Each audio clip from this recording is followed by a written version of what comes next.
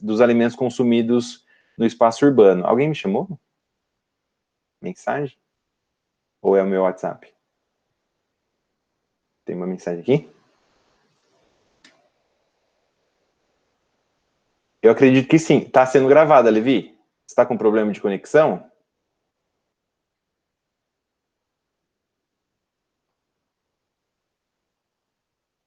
Um pouco. Mas qualquer coisa também manda uma mensagem para mim, mas eles estão gravando a aula, tá? Vamos voltar aqui.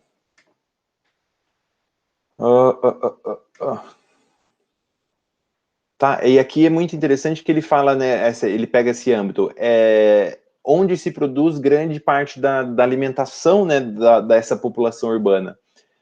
O que não é uma totalidade, né, em questão de realidade hoje em dia, de verdade. A gente sabe que muitas das produções, às vezes, que a gente tem aqui na região, a gente aqui mesmo produz, tem grandes áreas de monocultura ao entorno aqui da cidade, temos algumas produções locais, mas não é prioridade o abastecimento próprio dessa região, né? Existe um escoamento muito grande, existem o que a gente chama de belts, é muito famoso nos Estados Unidos, né, esses belts agropecuários. A gente tem aqui também, que seriam esses grandes cinturões de produção, a gente tem grandes áreas de produção de banana, no Vale do Paraíba, de arroz, né, que é um grande problema aqui no Brasil, já que a produção de arroz aqui no país está intimamente ligada com a deterioração do solo, né, do meio ambiente. A gente tem cacau, enfim, grandes produções, monoculturas, que fazem o escoamento para toda a região do país. Então, você vê a diferença das definições e da preocupação também, e das ideologias carregadas por elas, tá? E a última definição, que para mim é a melhor, urbano e rural são duas dimensões do mesmo espaço geográfico, tá? Não tem essa distinção.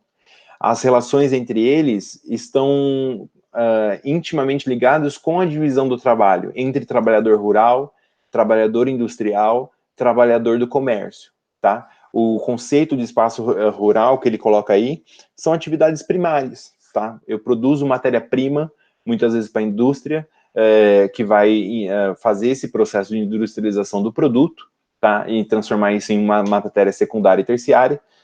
O valor de consumo vai aumentar a cada etapa desse processo, para chegar no consumidor final, que é o nosso, tá? Praticadas em áreas não ocupadas pelas cidades, tá? E com áreas de ocupação pouca densidade populacional. É a melhor definição para mim. Essa é uma definição mais técnica do âmbito da geografia agrária mesmo, e é comum vocês encontrarem essas definições, principalmente nos vestibulares da Unicamp e da Unesp, tá? A USP tem uma definição mais técnica em vista do processo de industrialização. O uso da terra, né, o outro fator importante que a gente estuda na geografia agrária, é bem amplo também. Vocês têm que ter muito cuidado quando vocês caírem em alguma questão, de repente, de pedologia ou de utilização da terra, com o que ele está relacionando essa utilização de terra, tá? Qual é o propósito dessa utilização da terra? Você tem uso de terra diferente para o ramo da engenharia, para o ramo da mineralogia, da geologia, assim como da agricultura, tá? O uso do solo para a agricultura, praticamente, é praticado para os seres humanos fazerem as atividades que vão ter um impacto no solo, no ecossistema em si, mas a fim de atingir a sua produção.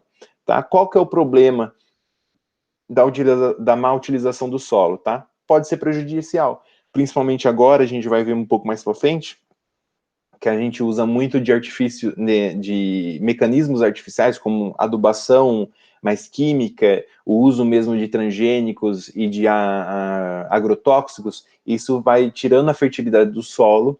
Eu já falei isso para vocês, a gente vai retomar na próxima aula. Não existe solo improdutivo, existe solo com diferentes tipos de formação e diferentes fins, tá? Mas hoje a gente consegue modificar muito dessas propriedades químicas e minerais que tem no solo, e ao mesmo tempo que eu posso aumentar a produtividade desse solo, eu posso fazer uma grande degradação também. Um grande outro problema são as queimadas, né? A gente vai ver que tem um sistema de agricultura que é muito comum eles utilizarem disso, fazer a queimada de uma área pequena, para fazer a derrubada dessa floresta. Por um lado, eu vou tirar os minerais dessa mata com mais facilidade, e isso vai se decompor no solo. Mas, por o outro lado, a nutritividade do solo, a gente vai ver também na próxima aula, ela está muito ligada com os seres vivos que vivem naquela região, entre micro-organismos, bactérias, né, enfim, com alguns animais maiores, né, de grande porte, inclusive. E quando eu faço esse processo de queimada, eu tiro esse fator biológico, né, do ciclo do solo. Então, é um grande problema. Eu aumento a produtividade, eu jogo uma grande camada de minerais nesse solo muito rapidamente com o processo de queimadas, mas a longo prazo, isso vai deixar o solo infértil. Então, é uma das críticas a esse tipo de agricultura que a gente vai ver mais à frente. E por fim, o ramo da agricultura, né? Peguei umas definições bem clássicas, né? E para vocês, se vocês digitarem agricultura no Google, vai aparecer isso para vocês, tá? Mas lembre-se também, se vocês tiverem um grande ramo, eu falei isso para vocês na última aula, se vocês tiverem uma grande relação, né? Um grande dicionário, uma grande bagagem cultural, principalmente sobre a etimologia das palavras, já é meio, com certeza já é mais de 50% para vocês conseguirem resolver uma questão, tá? Esse termo agricultura vem da arte, né? A arte de cultivar, vem de cultivo mesmo, tá? A agricultura tem origem bem antiga, já muito antigas, né? Praticamente há mais de 10 mil anos atrás.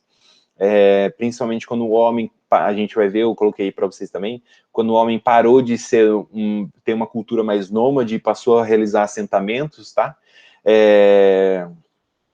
Inicialmente era feita para consumo próprio, ou seja, era uma cultura de subsistência, eu planto o que eu vou comer, o que é necessário para mim sobreviver, e isso foi desenvolvendo ao longo do tempo, através de termos técnicos que a gente utiliza hoje, é empregado principalmente agora nas provas de vestibulares, para desenvolvimento dessa arte, né, dessa técnica que é puramente criação do homem, tá?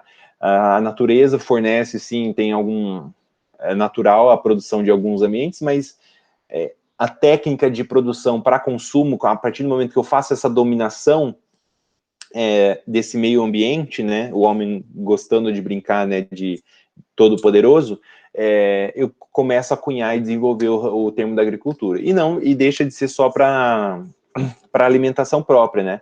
Eu começo a utilizar essas técnicas e o desenvolvimento delas para obter fibra, eu posso desenvolver energia, combustível, como é o caso da cana-de-açúcar, tá?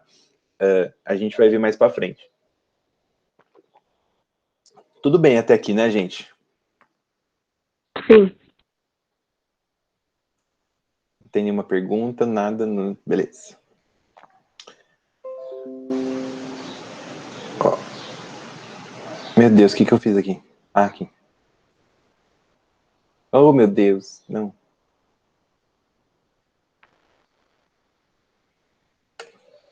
Tá, aí como eu falei para vocês, né, teve um surgimento há mais de 10 mil anos, marcando o início, né, dos assentamentos humanos e o início da vida sedentária, né, os gordinhos começou a surgir aí, né, os gordinhos gostosos, começa a sair aí, brincadeiras à parte, com os primeiros assentamentos humanos, né, o homem não tem mais essa necessidade de ir atrás do alimento, né, de ir atrás de frutos, de animais mesmo para caça, ele começa a domar essa natureza, esse meio natural, aplicar técnicas a eles, né, o meio natural mais técnico, e eu começo a produzir, eu começo a fazer, as primeiras civilizações começam a surgir também a partir desse momento, tá? E o que isso leva? Eu não preciso mais plantar aqui hoje para comer hoje ainda mesmo, coisa que é impossível, mas eu começo a ter uma percepção principalmente das questões climáticas, né? Eu começo a identificar melhores processos de cultivo, melhores épocas de cultivo, o ciclo da planta em si, então eu começo a ter entendimento desse artifício que eu estou utilizando, a aprender a domar esse artifício, então eu começo a ter ciclos de cultura também, ciclos de plantio. Eu começo a plantar diferentes tipos de plantas. Aqui nessa gravura egípcia a gente consegue ver bem isso, né? A domesticação animal já é muito forte, também bem tradicional do ramo agrícola, né? Por que está fazendo isso aqui? Não sei. Desse ramo agrícola, então o homem começa também a ter a produção excedente, ele começa a produzir mais do que ele precisa, ele começa a utilizar moedas de troca, o desenvolvimento da civilização está muito utilizado com isso, né? Antes do surgimento do papel monetário, do valor de moeda em si, eu tenho essa produção excedente para ter uma troca comercial entre diferentes civilizações locais, e além de se preparar também para fazer mudanças, né, porque ele percebe também que esse solo demora para se reestruturar, demora para se ficar fértil novamente, então ele deixa a vida nômade em partes, né, até um certo ponto que ele precisa se locomover, e ele tem esse excedente de alimentos guardado para fazer essas viagens e para se nutrir durante um bom tempo. A gente pode ver também que tem o início da produção de vestimentas já nessa época, com o assentamento e o sedentarismo do ser humano. E daí a gente tinha a geografia agrária, que abarca essas três relações: espaço rural, utilização da terra e a agricultura em si, tá? O que é geografia agrária, praticamente, né? A última definição é a melhorzinha. O estudo da sua relação, da relação social que está ligada, obviamente, com a relação industrial, com o campo, com o meio rural, tá? Como eu produzo nessa terra, qual é o que eu consigo extrair, explorar dessa região, onde eu estou aplicando técnicas que eu tenho aprendizadas e aprimoradas até então, como eu aplico essas técnicas, qual é o resultado da aplicatividade dessas técnicas, o que essa aplicatividade vai ocasionar nesse ambiente, e o que eu vou ter de produto final. Uma lógica mais capitalista, a gente já pode ver que é difícil fugir disso no ramo da agricultura, tá? No termo mais geográfico, ciência, que eu coloquei para vocês, ciência que estuda a terra, formas de exploração e cultivo, o desenvolvimento da agricultura, tá? Bem resumidinha, e é o que a gente mais utiliza, principalmente no âmbito da geografia aí. Como eu disse para vocês, a agricultura é o produto final dessa relação entre espaço rural e a utilização da terra, né? A agricultura é a técnica que o homem desenvolveu. Existem 3 estágios que mostram o desenvolvimento e estão abarcados desde a história, né? Da história do início da agricultura até os dias atuais, o dia de hoje mesmo. A agricultura arcaica, ela abrange uma grande gama de produtores. A gente pode ir desde a pré-história, onde a gente tem a origem do sedentarismo, a origem dos assentamentos humanos, até hoje em dia mesmo, tá? Eu tenho produção, a agricultura arcaica até hoje, arcaico, né? Você vê a etimologia da palavra também, antigo, anterior, praticamente, a etimologia dessa palavra. Eu não vou lembrar agora certinho. Mas eu tenho até hoje também. São agriculturas onde eu tenho pouca técnica aplicada. Não é que eu não tenho técnica, eu tenho uma técnica mais rudimentar, mais arcaica, com um aproveitamento do solo limitado. Então, o que é? Imagina os produtores mais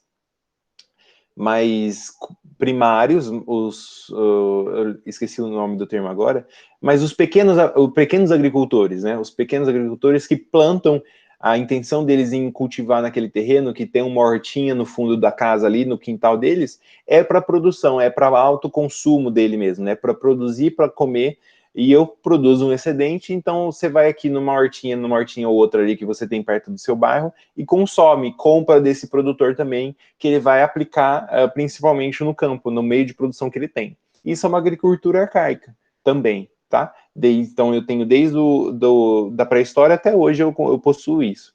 A gente vai ver que essas 3 tipos de estágios da agricultura desenvolvem-se com esses cinco pilares, tá? A agricultura moderna, eu já tenho uma aplicatividade de técnica maior, eu já tenho, por exemplo, algum maquinário, tratores, semeadores aplicados nele, eu tenho um maior aproveitamento do solo, que eu já tenho um pouco de tecnologia também nessa produção, então eu já entendo melhor o solo, já entendo a função mineral, eu já começo a introduzir um pouco de adubação e de agrotóxicos nessa minha linha de produção, para aumentar a produtividade. Eu não estou mais interessado em produzir só para minha subsistência, eu estou interessado em produzir para obter capital, tá? Eu já tenho uma origem de capital aí. E a agricultura contemporânea é o que a gente tem em grandes partes daquele primeiro mapa, daquele segundo mapa que eu mostrei para vocês, mostrando a divisão do uso de terra do país. Eu tenho uma aplicatividade de técnica muito maior, eu tenho um aproveitamento do solo absurdo, que chega a ponto de sobreceder a capacidade natural que esse solo tem. Então, muitas vezes dele eu tenho que deixar uma época de desprodutiva para que o solo se recupere de maneira artificial, ele não se recupera de maneira natural, porque o solo, uma vez que ele perde todos os seus componentes minerais, ele demora milhares de anos para recuperar, mas eu tenho uma grande produtividade, assim, sobrenatural, que eu consigo fazer a exportação desses produtos. Sobra tanto, eu produzo tanto que eu faço exportação para países parceiros, países que têm interesse, a fim de obter capital. É meu único interesse. Qual que é o porém? Eu tenho uma diminuição na mão de obra. A gente viu nas aulas de industrialização que eu tenho um extrativismo, né? A gente tem a parte do êxodo rural, que muitos trabalhadores já não têm mais o que fazer no campo, justamente pela essa industrialização, essa globalização do meio rural, então eles são forçados a ir para o campo. Porém, tem um outro fator, e a gente, quando eu falo dessa diminuição de mão de obra no âmbito rural, vocês têm que ter cuidado com o que está sendo pedido para vocês na questão ou na discussão que vocês estão inseridos. Eu tenho uma diminuição na mão de obra, principalmente no âmbito rural. Mas com essa agricultura contemporânea, eu tenho agora a utilização de meios técnicos mais sofisticados. Drones, por exemplo, aviões, por exemplo. Eu tenho a aplicabilidade de sementes geneticamente modificadas. Então, tenho um acervo de trabalhadores em laboratório, em fazendo pesquisa, em modificando geneticamente essas plantas. Então, eu tenho uma diminuição de mão de obra no campo, mas divergente a isso, eu vou ter um aumento de mão de obra, principalmente em laboratorial. Então, toma cuidado quando se cair alguma questão, relacionando diminuição de obra com o âmbito rural. Aonde eu estou querendo dizer que está diminuindo essa mão de obra? Tudo bem?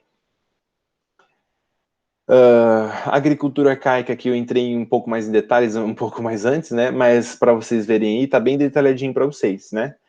Esse praticado por povos primitivos, o que eu estou querendo dizer com esses povos primitivos? Pode ser que caia na prova também para vocês. Eu tenho sim origem na pré-história, mas até hoje essa foto aqui praticamente é bem atual, certo? Do cantinho superior direito aqui de vocês. Essa aqui também é uma agricultura mais arcaica, né? Ele produz para a subsistência dele, mas ele também produz a fim de aumentar a produtividade no próprio campo dele. Ele produz com certo excedente. Esse cara aqui não vai comer tudo isso cebolinha. Mas isso é muito mais tradicional, principalmente na região nordeste do país, né? Onde eu tenho uma produção bem mais primitiva realmente, né, em termos de desenvolvimento científico, e praticamente é uma produção só para subsistência, né, já que eles dependem muito mais de políticas afirmativas de subsistência do Estado para a produção e alimentação desse trabalhador mesmo, tá? Eu tenho a força humana é muito grande ainda, é um outro fator muito importante da agricultura arcaica. Eu tenho uma mão de obra muito aplicável, assim como a atração animal, como tradicional da geografia arcaica, uma produção baixa, é uma agricultura de subsistência, e isso eu já falei para vocês, tá? Muito comum aonde? África subsaariana, principalmente, tá? Nordeste asiático, e aqui na América Latina, tá? Brasil, tem Chile, Venezuela, Peru, é muito mais tradicional esse tipo de agricultura arcaica.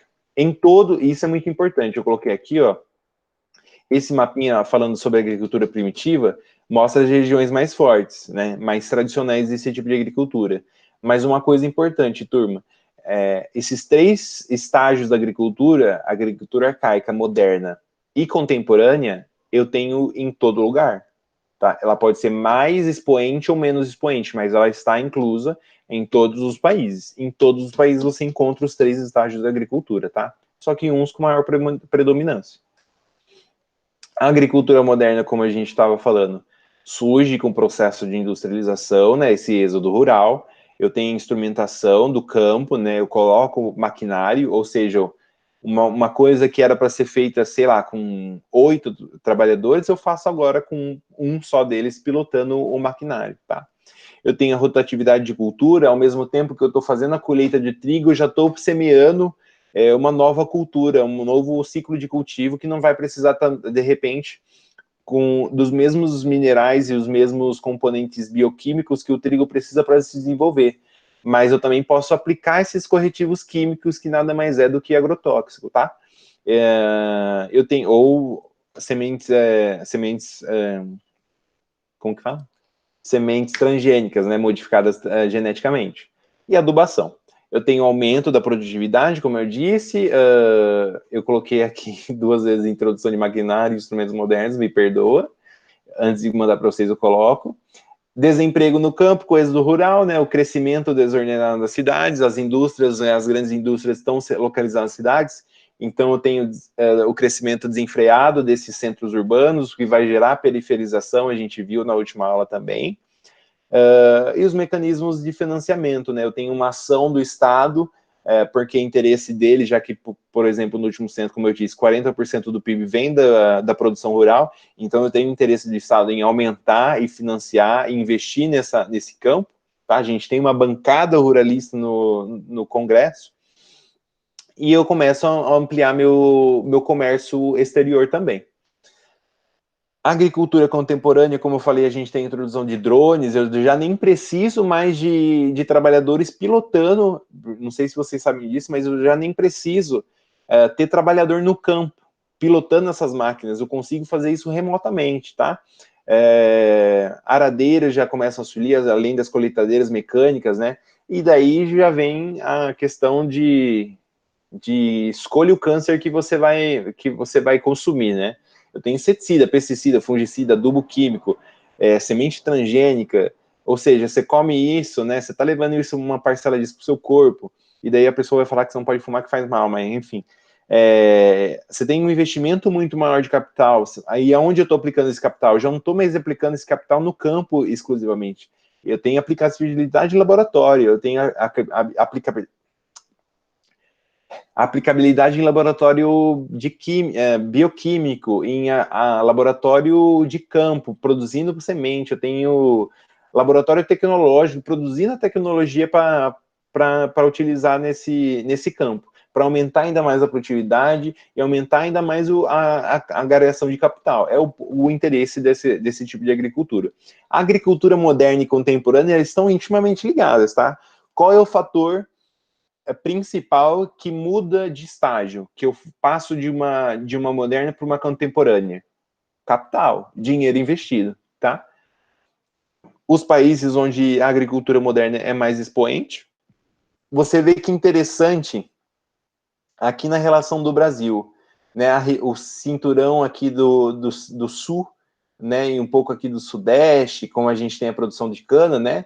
Do Nordeste com a produção do cacau, principalmente, né, de algumas produções frutíferas, né, e a gente vai comparar isso com o mapa da produção, a gente fala, oh meu Deus, vai? Com a produção arcaica, né, é interessante você fazer essa relação. Se vocês conseguirem fazer essas relações, vocês estão entendendo com facilidade o conteúdo, tá? Peguem esses 2 mapas daí da localização da agricultura moderna, arcaica, e pega aquele mapa que a gente viu da utilização do solo, você vai ver que interessante, tá? Características da agricultura hoje em dia. Nada que eu já não tenha falado, né? Diminuição da população rural, eu tenho um aumento da produção rural, a concentração de renda ainda é muito forte, a gente só não usa mais muito esse termo de latifúndios, tá? o agronegócio só cresce, tanto é que a gente tem a bancada ruralista, como eu te disse, exportação muito ampla, monoculturas, eu tenho uma grande concentrações de monoculturas hoje, isso vem desde os sistemas de plantation, que a gente vai ver um pouco mais para frente, eu não sei se vocês estão familiarizados já com esse termo, tá? Um aumento da oferta muito grande, que vai diminuir aquela lei da oferta e procura, e a gente tem um desequilíbrio entre a produção, isso é muito importante. Ao mesmo tempo que eu tenho estilos de agricultura diferentes em diferentes países desenvolvidos e subdesenvolvidos, eu tenho um desequilíbrio nessa produção. Os países subdesenvolvidos, a um ponto que eles são ainda muito tradicionais, em um tipo de agricultura que a gente pode chamar, em termos técnicos, de mais arcaica, e já não tem mais tanto interesse, ou não produzem o suficiente para um grande fluxo de exportação, os países desenvolvidos têm um excesso de produção, e além disso, eles vão aumentando cada vez mais suas linhas de produção, suas linhas de cultivo, eles podem acabar diminuindo a compra, né, desses produtos de sumo primário, de alguns países que eles já estavam acostumados a fazer essas importações, porque eles já estão começando com algum tipo de produção própria, suprindo o mercado interno, e eu vou querer escoar isso para países subdesenvolvidos que às vezes não têm capital para adquirir esses produtos. Então entra em um desequilíbrio da balança comercial também. É um fator importante do sistema agrícola que a gente tem hoje. Uma coisa interessante antes de a gente continuar, tá bem lento meu computador hoje, não sei porquê. Eu falei para vocês fazerem as relações entre os mapas que a gente está vendo hoje, daí volta a lembrar daquela utilização daquele termo que a gente está falando do uso rural, né? Do espaço rural, né? O que é o espaço rural? E daí, se você for ver bem as definições que a gente estava trabalhando, é praticamente falando sobre produção humana. E daí, não sei se já ouviram falar também daquela questão de plantação de gado. Olha que interessante a questão das pastagens que eu tenho espalhadas por aqui, né? Aqui parece que é uma manchinha até pequena, mas aqui perto onde elas estão... Por que eu tenho essa lavoura aqui? Né, sendo que em termos de agricultura, naqueles outros dois espaços, dois mapas, né, que a gente viu antes, falando em termos de agricultura, que já está ligado mais para a produção humana, né, tanto de capital para exportação como para subsistência, está mais localizada nessa região, certo? E a produção mais arcaica é localizada nessas áreas de matas aqui, né? Mas por que eu tenho essa lavoura aqui? E interessante que ela está mais próxima também de áreas de pastagem, né, a gente consegue fazer uma relação aí daquele termo famoso, pelo menos nos estudos de geografia agrária, e eu acho que vocês já devem ter ouvido falar, de plantação de gado, né? É interessante para a gente ver também que produção, o que eu estou querendo falar com esse espaço rural e o que eu estou querendo produzir naquela área. Quando eu falo desses estágios de sistema agrícola, e antes de partir para os tipos de agricultura, é interessante a gente ter em mente que todo tipo de agricultura, qualquer um deles, que a gente vai ver mais à frente, são 5, se eu não me engano, eles vão utilizar desses dois sistemas, né? Ou um sistema mais... Tô dando spoiler. Um sistema mais intensivo, né? Intensibilidade forte, né? Mais produtivo, ou um sistema extensivo, né? Extenso, espaço, né? Espacialização. Lembra da etimologia. O intensivo, então, como fator principal para ter a aplicabilidade desse sistema em algum tipo de produção agrária, eu vou ter um investimento muito forte de capital e de trabalho. Trabalho, não necessariamente mão de obra, é trabalho, a aplicabilidade e o tempo que eu estou gastando nessa produção, tá? O agente secundário é a terra, né? Então a gente vai ver que essa lógica vai inverter com o sistema extensivo.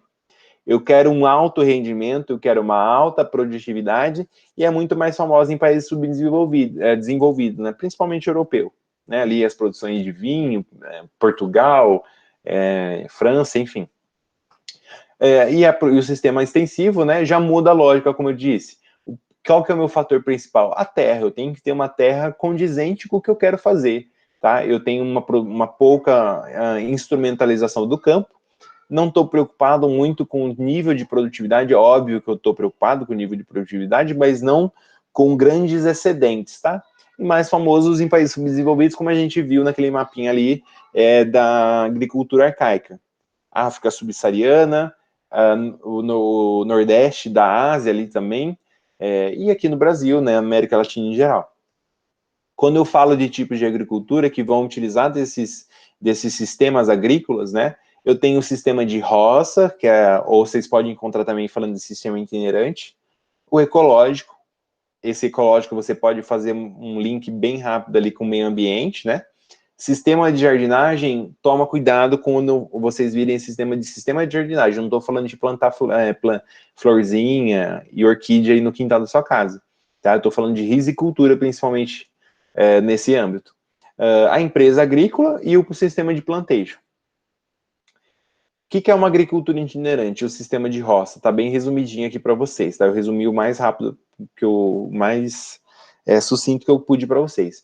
É o sistema de agricultura arcaica, tá? Nenhuma novidade, é bem tranquilo nessa parte, tá? Ele é aquele sistema também que eu falei, que usa da utilização, né, desse processo de queimadas, né? Ele faz a derrubada do corte, ele faz o corte da mata nativa, ele faz a derrubada, ele queima a fim de levar esses minérios que seriam decompostos naturalmente com a derrubada da árvore. Só que eu não tenho tempo para isso, porque eu tenho que produzir, principalmente para minha subsistência, e sim um comércio entre as comunidades ali em minha volta, tá? Isso é natural desde a pré-história, tá? Eu vou ter um aproveitamento de lenha também para fazer alguma produção mais arcaica mesmo, de repente o carro do gado, tá? Só que esse processo tem aqueles poréns, né? Porque eu posso fazer essa utilização desse terreno com esse processo de queimada, né? Dessa produção arcaica do plantio ao longo de uns 4 anos, mais ou menos, de uns 2 anos e meio, e daí eu tenho uma rotatividade, principalmente ali na área que eu estou utilizando. Eu tenho um plantio com esse sistema aqui, depois de um certo tempo eu paro de utilizar para que a terra se recupere, né, eu vou para uma outra área, e assim eu vou fazendo esse ciclo, né, de plantio. Só que tem aquele porém, porque o solo ele perde essa fertilidade por um período, tá? Então ele tem que ser abandonado, só que ele demora milhões de anos, assim, muitos anos, milhões eu estou exagerando, mas ele demora algumas centenas de anos para ter uma produtividade mínima de novo, para se recuperar, principalmente dependendo da região que eu estou. Se eu estou falando de um latossolo, são termos mais técnicos, mas a gente vai ver a diferença dos solos depois, que de repente não tem uma grande produção mineral, ele não vem de um tipo de rocha própria para a produção, ele vem de um tipo de rocha que seria para utilização em outros ramos, né, para outros fins, esse solo não vai ter o mesmo ciclo de produção. O que vai vai forçar esse produtor a ou fazer um processo de mudança, buscar uma área mais produtiva, o que já é complicado, porque a gente vive num país entre reforma agrária, ocupações desalinhadas, assentamentos agrícolas, né? Então, é um tipo de agricultura que está deixando de ser utilizado forçadamente, tá? Principalmente pelas relações políticas que a bancada agrícola está tendo hoje em dia, né? A força de uma bancada agrícola e o impacto na vida desses agricultores menores, tá? Desses pequenos agricultores, tá bom? A agricultura ecológica nada mais é que uma agricultura orgânica, tá? Uma agricultura mais preocupada com o desenvolvimento biológico, com o meio ambiente, tá? Com a conservação e a saúde dessa área, mas eu ainda assim tenho ciência que eu preciso produzir. Eu não lembro o nome certinho, eu vou até procurar, depois eu posso passar para vocês. Tem um ramo da agricultura, né, um tipo de agricultura ecológica mesmo, muito famoso e está ganhando bastante força, principalmente e apoio científico, mas enfim, a gente sabe que a ciência hoje em dia não está valendo nada. Eu não lembro o nome certinho, mas se eu não me engano é uma agricultura sinóptica. O que ela quer dizer com isso? Tem vários estudiosos, principalmente do ramo da ecologia, da biologia também, né, do ramo da botânica, defendendo. Eu tenho até um livro, é muito bom, se vocês puderem ler, né? Chama As Árvores Conversam Entre Si. E eles defendem justamente isso, que as plantas, elas fazem trocas bioquímicas, bioorgânicas, elas trocam nutrientes entre elas, porque de repente o que uma planta frutífera, por exemplo, coleta de minerais do solo, uma planta que não tem uma produção frutífera não coleta. Então elas fazem essa troca entre si. O que essa agricultura sinóptica faz? Você faz ciclos de plantação entre uma planta mais primária, não sei, uma cebolinha que você vai utilizar, com uma bananeira, uma planta, uma floral mesmo, porque ela vai atrair biodiversidade, ela vai atrair agentes biorreguladores, abelhas, borboletas, enfim, alguns tipos de pássaros e alguns mamíferos menores, né, que se alimentam do pólen, de repente. E isso vai criar um ciclo de nutrientes entre as plantas, entre a fauna também, aumentando a produtividade, mas isso já exige de um tempo que hoje em dia, essa liquidez que a gente, já pensando em Bauman, né, dessa sociedade líquida que a gente vive hoje em dia, em que tempo literalmente é dinheiro, não vinga, tá? Então, é uma grande agricultura, é muito bonita em teoria, mas em termos de capital, que é o que gira, né, esse país, não rola aplicar ela em grande massa, tá? Aqui tem um exemplo disso, né? Então eu tenho vários tipos de agricultura, né? A gente pode ver relações entre plantas frutíferas. Aqui eu tenho uma plantação de milho com alface. São exemplos desse tipo de agricultura ecológica. Até porque, só voltando essa troca que as plantas fazem de nutrientes entre si vai minerar, vai deixar resíduos para o solo também. Então você tem uma degradação menor do solo.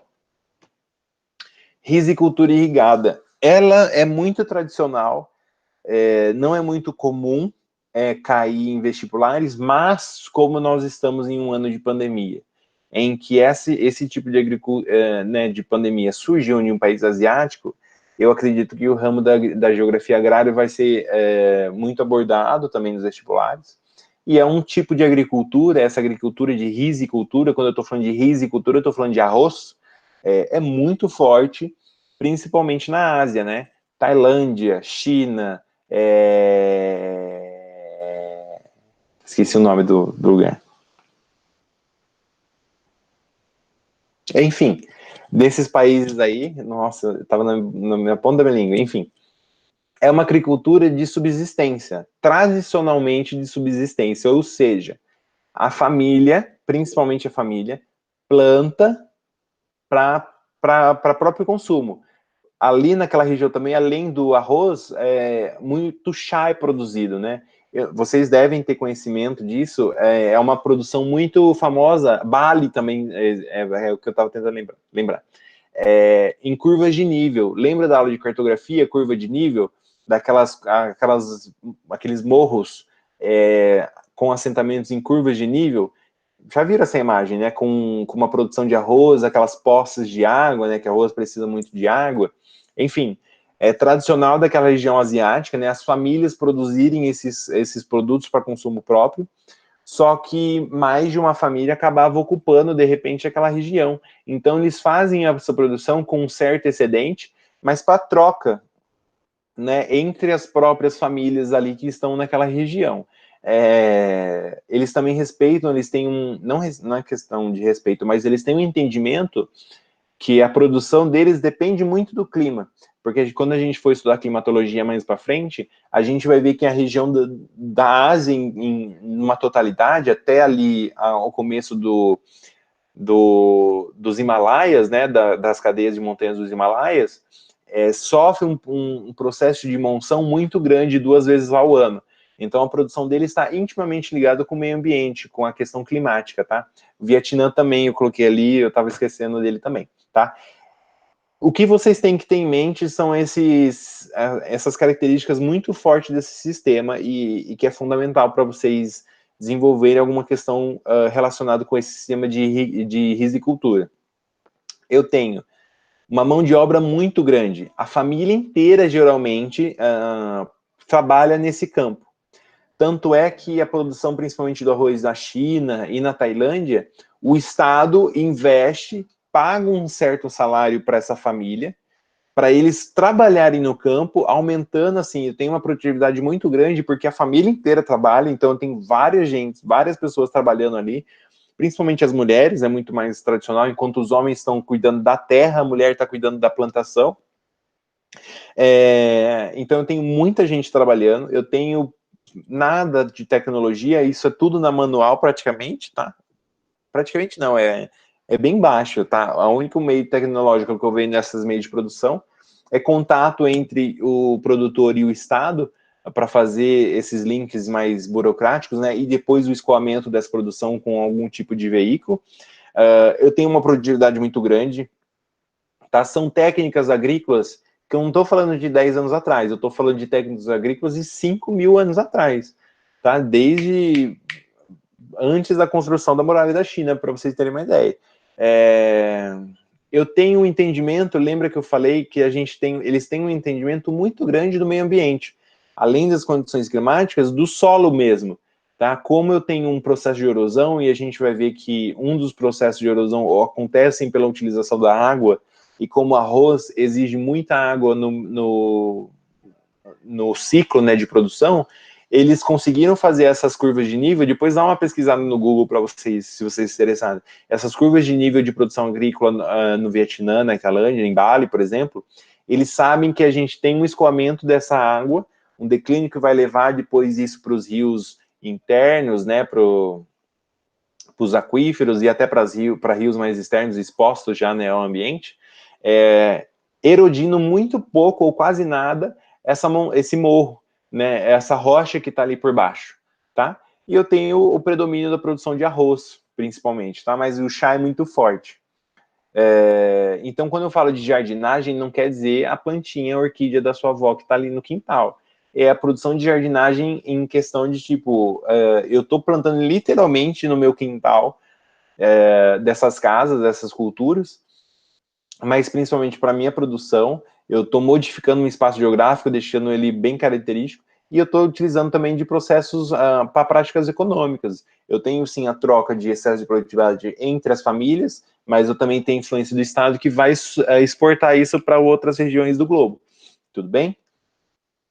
Aqui, ó, eu coloquei imagens aí para vocês. Isso daqui, essa produção aqui desse morrinho aqui, ó, tá vendo? Olha quanto. São produções de curva de nível, tá? E as famílias aqui, ó, isso daqui é colheita de chá. Na Tailândia, principalmente, é muito forte na Tailândia e na China, enquanto o arroz é muito forte no Vietnã, na China também, lógico, tá vendo? O rio aqui embaixo, tá vendo que eles têm uma compreensão com o meio ambiente muito grande. Tudo bem, gente? Alguma dúvida até aqui? Tá tranquilo? Eu tô falando muito. Tá tranquilo. Tá tranquilo? Tem uma perguntinha. Tudo bem, Jéssica?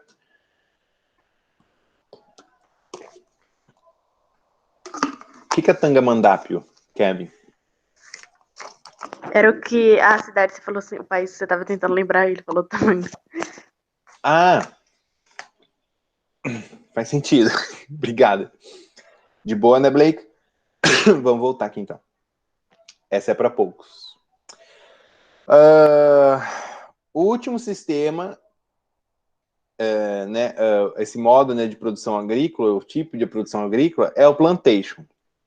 O plantation é o mais famoso de cair nas provas, principalmente porque ele já está vinculado com uma aula de história. Então, pode ser que caia esse sistema.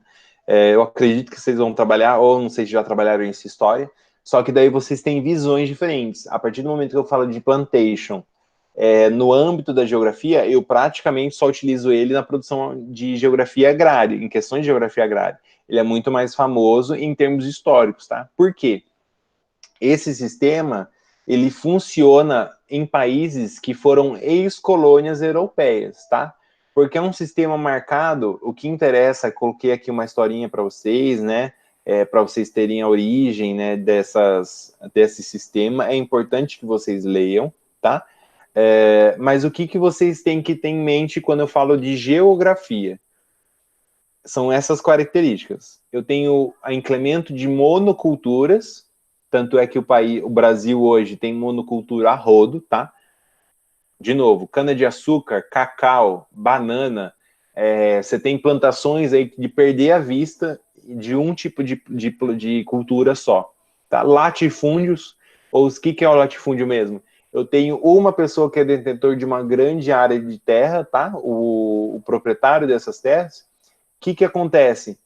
Eu posso arrendar essa parte da minha terra, porque eu tenho terra pra caramba, então eu arrendo parte da minha terra para um produtor mais arcaico, que vai aplicar uma agricultura arcaica, plantar e sobreviver dentro do meu território. Então ele me pode, antigamente ele assim, ele podia me dar parte da produção dele, ele pega a parte da produção dele para ele sobreviver, e parte da produção dele ele dá para mim, tá? Porque eu sou dono da terra. Mas hoje em dia eu dou a terra, você vai lá e faz o que você quiser com ela, mas você me paga em dinheiro. É muito mais interessante, tá? Eu tenho aplicatividade, então, de monocultura latifúndio, um sistema escravista, tá? Até hoje, por quê? Antigamente eu obrigava, principalmente índios e negros, né, a trabalhar para mim.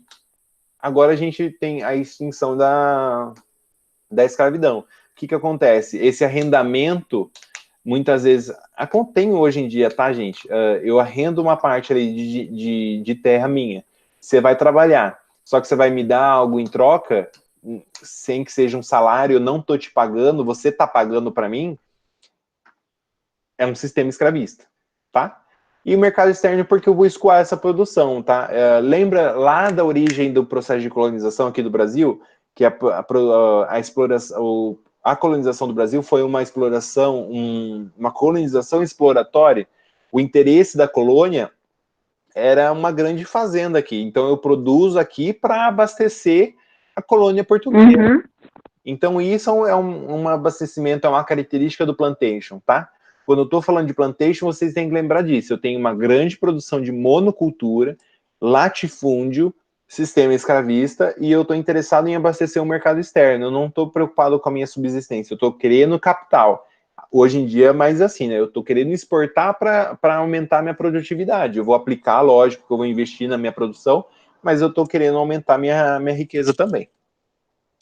Aqui é umas fotinhas, né, para vocês verem o sistema de plantation, como a gente tem desde muito tempo atrás, tá? Aqui é uma grande produção de arroz, até os dias atuais, tá? Eu tenho mão de obra, e se vai me falar que você está pagando um salário para essa criança aqui, eu vou dar na sua cara. O último ponto que a gente trabalha, que oração, pelo amor de Deus. Gente, minha aula acabou? Ó, eu achei que ia ser rápido, não, mas peraí, segura. Só para terminar, o último âmbito que a gente vai trabalhar é a utilização dos transgênicos, tá? Que gera grande conflito e discussão até hoje. Nossa, eu achei que ia ser rápido, gente. Que tem muita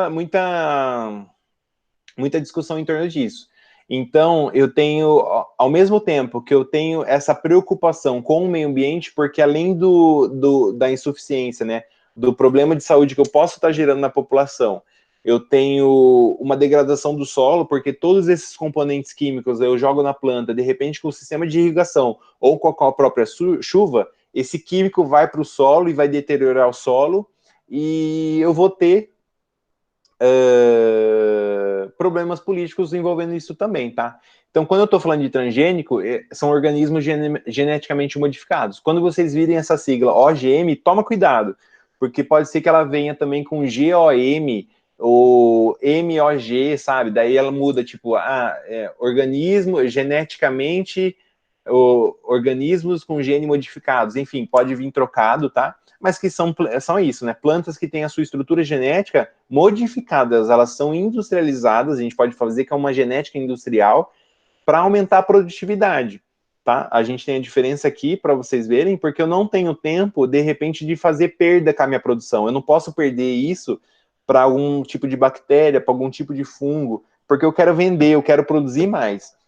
Então eu faço a aplicatividade dessa técnica na minha produção. Lembra transgênico também? Gene vem de genético, né? De gene mesmo. Trans de transformação, transmutação, metamorfose. Então você tem essa modificação do gene, visando principalmente a maior exploração, que eu puder arrancar mais desse território, e aumentar a minha produtividade. E na próxima aula, a gente vai entrar no agronegócio, meio ambiente, e vai ver as revoluções verdes. A gente já teve uma revolução verde ali na década de 70, e agora a gente passou já por uma segunda revolução verde, uma revolução mais ecológica, e a gente vai ver a utilização entre o meio ambiente com o âmbito político do agronegócio e essa revolução verde. E o capitalismo, que é esse sistema maravilhoso, que quer só o amor e o bem-estar de todo mundo. Tudo bem, gente? Essa foi a aula de hoje. Obrigado vocês por terem assistido a aula, me aguentado, desculpa o atraso, mas não vai se repetir mais. Eu jurava que a aula começava às 2h15 também, mas enfim, é isso, acontece. Dúvidas, perguntas, questionamentos? Alguém quer falar alguma coisa? Obrigado, Lulu. Obrigado a vocês. Eu espero que tenha ficado claro. Ô, Lulu, eu não sei se você tem uma noção, nisso, mas, Beijo, tipo, Blake. nessa questão dos organismos que são modificados, se eles começarem a modificar muito, isso não afeta a gente, não afeta? Pra gente estar consumindo muito... Muito alimento industrializado. Uhum. Lógico, afeta nós, afeta sim.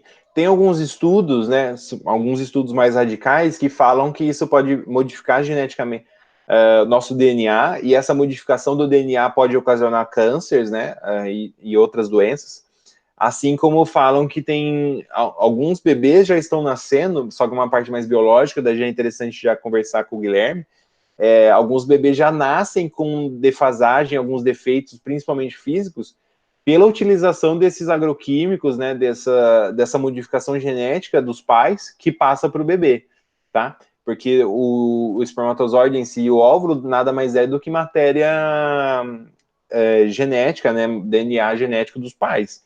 Isso vai ocasionar deformações na prole. Mas tem estudos que apontam isso sim. E mesmo assim eles não vão parar de produzir tanto? Ah, tem gente comprando, né? A gente precisa comer, certo? Eu não tenho espaço aqui na República para plantar uma horta. Demora. O solo já é uma coisa meio complicada, né? Enfim. Então, É aquela coisa, a gente tá que eu fudendo com falo, nós né? mesmos. Escolha as carnes dos animais também, como o Levi colocou. A gente vai ver no agronegócio, a partir do momento que eu não estou mais falando de agricultura, agronegócio, a gente vai começar a falar da plantação de boi. Vai afetar a gente. Uhum. A gente consome muita carne. Dos problemas é que a gente consome muito mais carne do que deveria. Não que todo mundo deveria virar vegetariano, enfim, e seria muito bonito, mas não rola. Mas a plantação de boi é o principal caso, né, o principal fator entre esse atrito entre o agronegócio e o meio ambiente e toda a discussão política que gera em torno disso.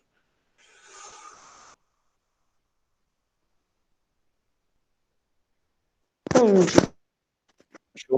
Mais alguém? Alguém quer falar alguma coisa? Vocês entenderam a aula, gente? Eu falei demais? Lulu, Oi. na verdade, Lulu, Oi. Lulu, eu mandei mensagem de madrugada, mas não sei se você viu. Tem como você mandar esses slides, tanto da frente B como a A, no Drive? Porque às vezes eu quero rever algum slide antigo, eu tenho que ficar procurando nas conversas.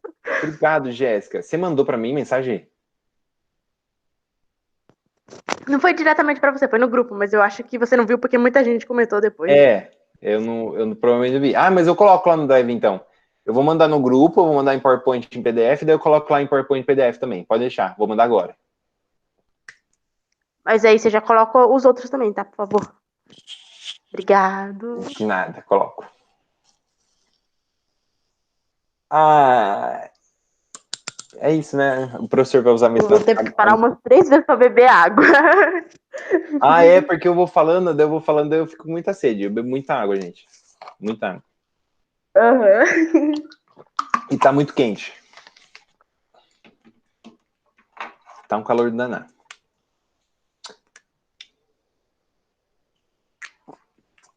E aí? Mas aí, então? Então. Então é isso. Ai, Jesus. Ah, eu tô apresentando minha tela ainda? Tô, né? Tá. Parei. Gente, para de gravar, pelo amor de Deus. A gente tá falando besteira aqui agora. Tô triste. Tô triste, Lulu. Achei que a próxima aula agora ia